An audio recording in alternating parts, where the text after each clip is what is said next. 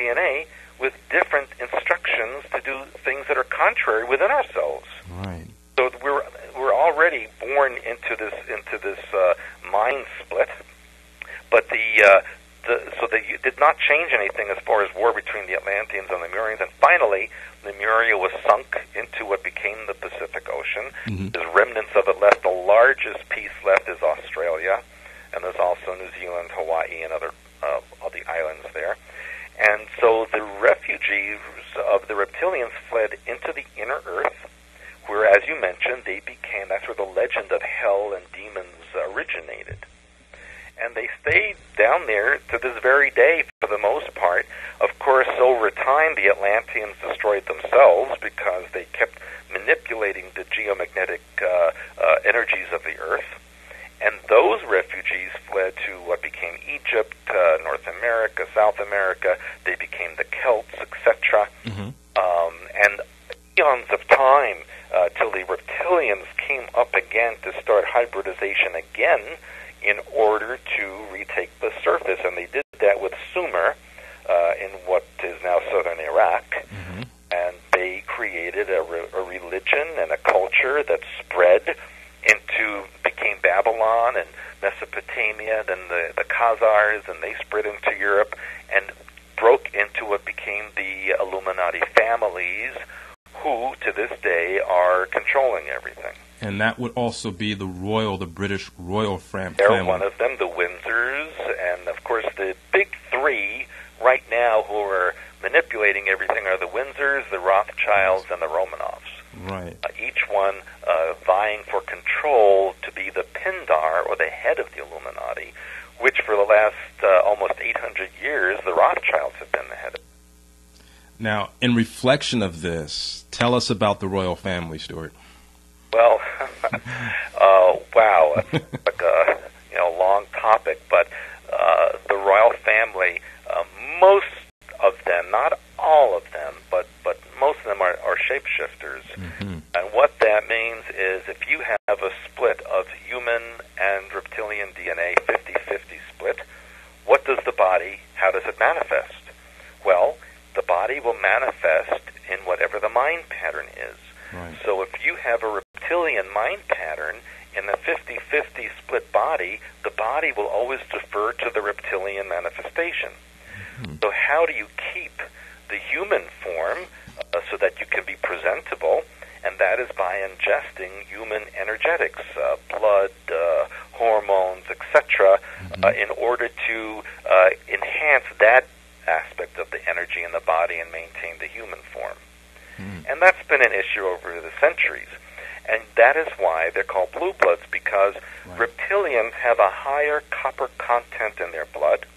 And when blood oxidizes, copper blood oxidizes, it becomes a blue-green color.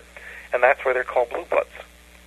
Wow. And the reptilians, or the elite royal families, have a higher copper content in their blood.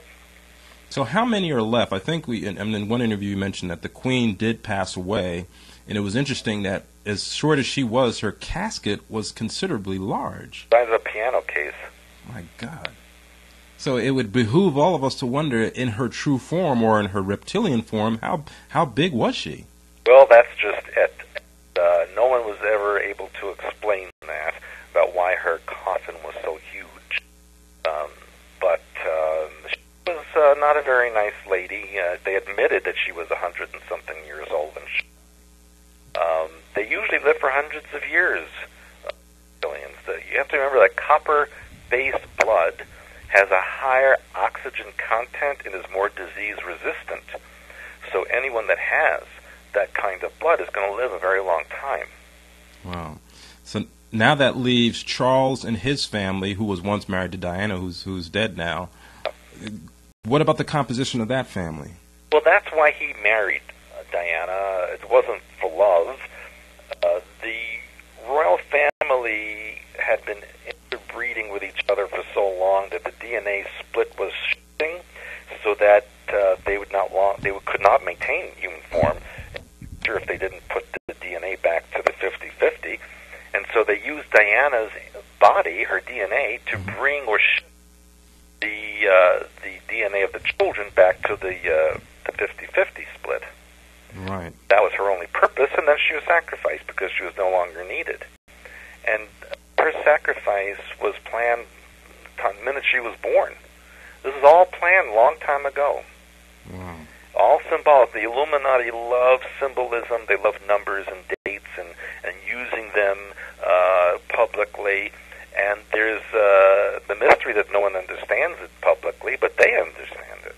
Now, occasionally with their condition, they usually have to undergo some kind of procedure, a skin procedure, based on that combination of DNA. Yes, we have seen people like Senator McCain, George Bush and his father and other people constantly going in for skin lesions to be removed or cancerous conditions that they say they're removing. And when you shapeshift over and over and over, especially over a short period of time, the body or DNA memory gets confused and it doesn't know what shape to stay in anymore, so that sometimes when they shift back to human form, part of it stays reptilian. And they create these lesions on the skin that have to be removed physically. Now, apparently you mentioned New World Order, which is apparently seems, I'll use the word seems to be the direction that we're headed with the way our government has configured itself. And it's also very interesting that we see within the confines or within the construct of our government, Bush having a big party for the Queen, bowing down, kissing the Queen's ring. I mean, it's totally counteractive to what our founding fathers 200 plus years ago, I mean, their cause, their revolution was to break free from Britain. And here we are in commiseration with the nation. Well, I have to say something about that maybe you and the listeners won't appreciate. But the founding fathers were mostly Illuminati. This country was founded, what the history books say and what was are two different things. Mm-hmm. Just like Columbus did not discover America. In fact, he never set foot on North America. Right. The Vikings were here 1,000 years before that. The thing is that this country is a corporation. It is not a legitimate country. It's called the Virginia Corporation, which was founded in 1607 in London. And we have to go back further than that. In the Middle Ages, the Pope demanded payment from all nations in Europe that wanted to be under Vatican protection and control. And in those days, England was having financial difficulties. And in the year 1213, they could not pay their debt to the Vatican. So the royal family at the time signed an agreement with the Vatican stating that they would shift all assets, royal family assets, to ownership of the Vatican, under the guise that from eternity the British royal family could administer it, even though they didn't own it. And so, for all intents and purposes, the Vatican owns North America, and that's why Bush, every time there's a G8 meeting or any president, first thing they do is they run to the Vatican and talk to the Pope, and they tell him what's going on. Now, people think, these are supposed to be the freely elected leaders of the world having this meeting, that no one's allowed to know what goes on there. So, doesn't anyone have a problem with that? That this G8 meeting, is secretly telling what your economics and finances are going to be, but you don't know about it, but the Pope does? Right. What's wrong with that picture? There's a lot wrong with it, Stewart, and it's almost like, and we'll touch on mind control before we close as well, but it amazes me. And in terms of what you just expressed as far as the Founding Fathers, it's not the first time that it's been mentioned on this show. And as far as I'm concerned, as an investigator, I go where the evidence indicates to me.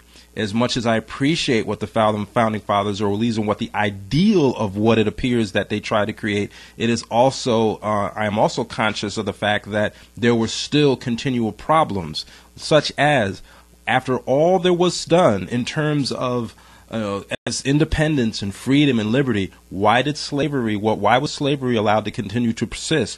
Why, even with the Constitution, how come all of these continual problems in our country began to still remain a stronghold, allowing groups like the Ku Klux Klan to operate? You kind of see where I'm going? Absolutely correct, because, these founding fathers gained their wealth through slavery and drug dealing.